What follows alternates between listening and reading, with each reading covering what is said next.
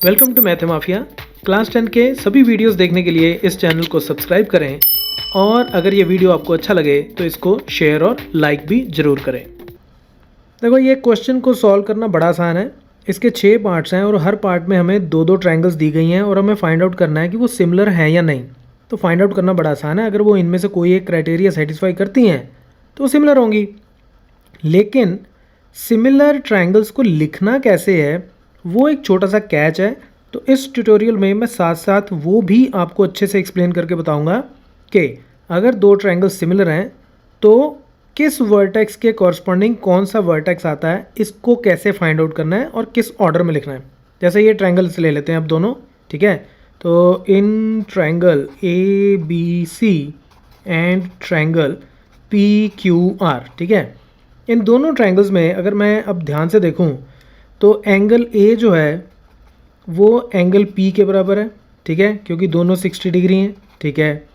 Angle B जो है वो एंगल क्यू के बराबर है क्योंकि दोनों 80 डिग्रीज़ हैं। और एंगल सी जो है वो एंगल आर के बराबर है क्योंकि दोनों जो हैं वो 40 डिग्री हैं। तो bye triple A similarity criterions triangles क्या हो गई, सिमिलर। लेकिन अब लिखना कैसे है कि triangle A B C is similar to triangle. अब ए किसके बराबर है, पी के बराबर, तो पहले पी आएगा। बी के बराबर क्यू तो क्यू आएगा। सी के बराबर आर तो आर आएगा। तो A B C similar to P Q R. इसको मैं ऐसे नहीं लिख सकता कि A B C similar to Q R P, वो ठीक नहीं होगा, ओके। तो ये ऑर्डर लिखना बड़ा ज़रूरी होता है। जिस ऑर्डर में एंगल्स इक्वल हों उसी ऑर्डर में हम उनको ऐसे लिखते हैं, राइट। अब अगले क्वेश्चंस में हमें डिफरेंट चैलेंजेस आएंगे तो उनको भी हम देखते हैं कि कैसे सॉल्व करना है। सेकंड पार्ट पे चलते हैं। अब देखो, ट्रायंगल्स को देखते ही समटाइम्स पता चल जाता है कि किसके कॉरस्पॉन्डिंग कौन सी साइड होगी। देखो, अब यहाँ पे इस वाले क्वेश्चन में एंगल्स नहीं है, सिर्फ साइड्स हैं, ठीक है। तो इसका मतलब ये एस एस एस से सिमिलर हो सकती है अगर इसकी तीनों साइड्स और इसकी तीनों साइड्स कॉरस्पॉन्डिंग साइड्स उनकी रेशो आपस में बराबर हो। और मुझे क्लियरली नज़र आ रहा है कि 6 को 3 से डिवाइड करूँ तो 2 मिलता है, 5 को 2.5 से डिवाइड करूँ तो 2 मिलता है, और 4 को 2 से डिवाइड करूँ तो भी 2 मिलता है। तो यानी कि मैं ये कह सकता हूँ कि P Q over A C is equal to 6/3, यानी कि ये हो गया 2, ठीक है। फिर P R over B C, ये भी कितना हो गया 5/2.5, तो ये भी हो गया 2। और तीसरा Q R over A B, ये हो गया 4/2 और ये भी हो गया 2। तो सारी रेशोज बराबर हैं तो इसका मतलब ट्रायंगल्स आपस में सिमिलर हो गई। तो यानी कि triangle A B C is similar to. अब मैं यहाँ पे पहले क्या लिखूँ, देखो अब ऐसे में आप क्या करो कि आपको ए के कॉरस्पॉन्डिंग ढूंढना है कि इस ट्रायंगल में कौन सा वर्टेक्स है, ठीक है। देख के ही समझ में आता है तो इट्स ओके, ठीक है। जस्ट इन केस नहीं समझ में आता ना तो आप ऐसे देखो इसमें ए आ रहा है और इसमें भी ए आ रहा है, राइट। इन दोनों में ए आ रहा है, ए बी और ए सी, ठीक है। तो इन दोनों में ए कॉमन है। तो अब ये देखो कि इन दोनों में ऊपर क्या कॉमन है, तो ऊपर इन दोनों में जो कॉमन है वो है क्यू। तो इसका मतलब यहाँ पहले मैं लिखूँगा क्यू, राइट। तो कहने का मतलब ये है कि डिनोमिनेटर में जो वर्टेक्स कॉमन है उसके कॉरस्पॉन्डिंगली जो न्यूमरेटर में कॉमन होगा वो वाला वर्टेक्स होगा। फिर मैं बात करता हूँ बी की। तो अब बी जो है वो इसमें इस वाले में आ रहा है और बी जो है वो इस वाले में भी आ रहा है, ठीक है। दोनों में बी आ रहा है नीचे। तो अब देखो ऊपर क्या कॉमन है, ऊपर कॉमन है आर, तो यहाँ आएगा आर और फिर बच जाता है पी। तो यानी कि A B C is similar to Q R P, okay. तो इस तरह से आप आइडेंटिफाई कर सकते हो। अगर आपको कॉरस्पॉन्डिंग साइड्स इक्वल रेशो में गिवन हो तो आप ऐसे आइडेंटिफाई कर सकते हो कि इसके कॉरस्पॉन्डिंग कौन सा वर्टेक्स, इसके कॉरस्पॉन्डिंग कौन सा और इसके कॉरस्पॉन्डिंग कौन सा, राइट। अब हम अगले क्वेश्चन की तरफ चलते हैं। अब इसको मैं थोड़ा सा क्विकली सॉल्व करूँगा। देखो, अब इन दोनों ट्रायंगल्स में मुझे देखते ही पता चल रहा है कि 6 को अगर मैं 3 से डिवाइड करूँ तो 2 मिलता है और 4 को अगर 2 से डिवाइड करूँ तो 2 मिलता है। तो इन साइड्स की रेशोज़ तो बराबर हैं, लेकिन 5 को 2.7 से डिवाइड करूँ तो 2 नहीं मिलता। तो मैं यहाँ पर लिख सकता हूँ कि D F over L P is equal to 6/3 which is equal to 2, ठीक है। दूसरा D E over M P is equal to, ये भी 2 आ जाएगा, 4/2 2 आ जाएगा, लेकिन E F over L M ये जो है ये 5/2.7 है which is not equal to 2। तो इसका मतलब एंगल तो मुझे पहले ही कोई नहीं गिवन था, तो एस एस एस ही इसके ऊपर सिमिलैरिटी लग सकती थी, लेकिन दो साइड्स की कॉरस्पॉन्डिंग दो साइड्स की रेशो तो बराबर है, लेकिन तीसरी साइड की सेम नहीं है, तो इसलिए ये ट्रायंगल सिमिलर ही नहीं है। तो we will write that these triangles are not similar at all, right. अब नेक्स्ट पार्ट पे चलते हैं। अब देखो इन दोनों ट्रायंगल्स में एक तो मुझे एंगल गिवन है, और फिर वो एंगल जिन दो साइड्स के बीच में आता है वो दोनों साइड्स गिवन है। तो अगर ये दोनों ट्रायंगल सिमिलर होंगी तो वो एस ए एस सिमिलैरिटी से ही सिमिलर हो पाएंगी, ठीक है। तो एस ए एस का मतलब क्या है कि बीच का एंगल तो इक्वल होना चाहिए, तो वो तो इक्वल है कि एंगल एम जो है वो तो हमें एंगल क्यू के बराबर गिवन है, ठीक है, ये बात हो गई। अब हम देखेंगे कि जिन दो साइड्स के बीच में ये एंगल आ रहा है क्या वो कॉरस्पॉन्डिंग साइड्स आपस में इक्वल रेशो में हैं।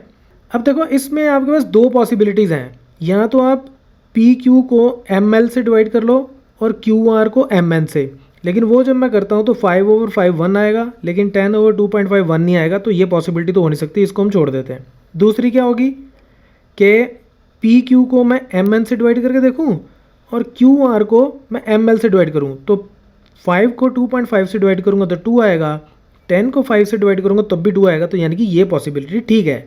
तो मैं ये लिख सकता हूँ कि P Q over M N ये कितना हो गया 5/2.5 विच इज़ इक्वल टू 2, और उसके बाद Q R over M L is equal to 10/5 which is equal to 2। तो यानी कि इन साइड्स की रेशो बराबर, बीच का एंगल इक्वल, तो ट्रायंगल्स क्या हो गई सिमिलर।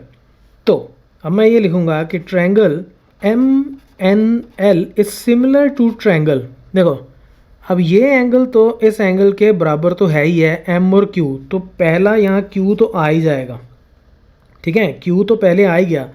अब हमें फाइंड आउट करना है कि एन के कॉरस्पॉन्डिंग यहाँ पे कौन सा वर्टेक्स है, एन के कॉरस्पॉन्डिंग कौन सा वर्टेक्स है। तो इस केस में आप इसके ऊपर फोकस करो और ये देखो कि हमें ये पता है कि m के कॉरस्पॉन्डिंग q है, m के कॉरस्पॉन्डिंग तो q था, ठीक है, तो इन दोनों में बचा क्या p और n, तो इसका मतलब n के कॉरस्पॉन्डिंग हमारे पास p होगा, और सिमिलरली यहाँ q और m ये चले गए, तो l के कॉरस्पॉन्डिंग कौन सा बचा r, तो MNL is similar to QPR, MNL और QPR ये आपस में इस तरह से सिमिलर होंगे। अच्छा, मैं आपको सिर्फ समझाने के लिए ये M और Q ऊपर नीचे काट रहा हूँ, ये एक्चुअली काटने नहीं है, ये सिर्फ मैं समझाने के लिए बता रहा हूँ। अब हम नेक्स्ट क्वेश्चन की तरफ चलते हैं। अब इस क्वेश्चन में क्या है कि यहाँ पे हमें एक एंगल दिया गया है और उसके आसपास की दोनों साइड्स, लेकिन यहाँ पे हमें जो दो साइड्स गिवन है उनके बीच का एंगल नहीं पता। हमें जो एंगल गिवन है वो अलग से एक एंगल है, लेकिन ये जो एंगल इन दोनों साइड्स के बीच में आता है ये नहीं पता। तो इसका मतलब मैं एस से एस सिमिलैरिटी से ये फाइंड आउट नहीं कर सकता कि ये दोनों ट्रायंगल्स जो हैं ये सिमिलर है या नहीं। देखो 5/2.5 इज़ 2, 6/3 इज़ 2, तो रेशो तो साइड्स की बराबर है, लेकिन क्या ये एंगल 80 डिग्री है? तो इसको मैं ऐसे लिख सकता हूँ कि E F over B C is equal to 6/3 which is equal to 2 and D F over A B is equal to 5/2.5 which is equal to 2, but angle ABC is not equal to 80 degree which is equal to angle DFE। तो ये जो angle है और ये जो angle है ये हमें इक्वल नहीं गिवन, ये हमें गिवन ही नहीं है। और वैसे मैं आपको बताऊं, अगर आप इस एंगल को फाइंड आउट करने की कोशिश भी करोगे ये जो भी आपको गिवन है इससे, तो ये 80 डिग्री आएगा भी नहीं, ठीक है। तो ये एंगल इस एंगल के बराबर नहीं है, so these triangles are not similar. Okay, तो ये ट्रायंगल सिमिलर नहीं है। अब चलते हैं लास्ट पार्ट की तरफ। अब लास्ट पार्ट में ऐसे ही क्विकली एक्सप्लेन कर देता हूँ। देखो ये एंगल 80 डिग्री है, ये 70 डिग्री है, तो इसका मतलब ये एंगल मैं निकाल सकता हूँ 80 + 70 150, तो ये कितना हो गया 30 डिग्री। इस ट्रायंगल में ये 80 डिग्री, ये 30 डिग्री, तो ये कितना हो जाएगा 70 डिग्री।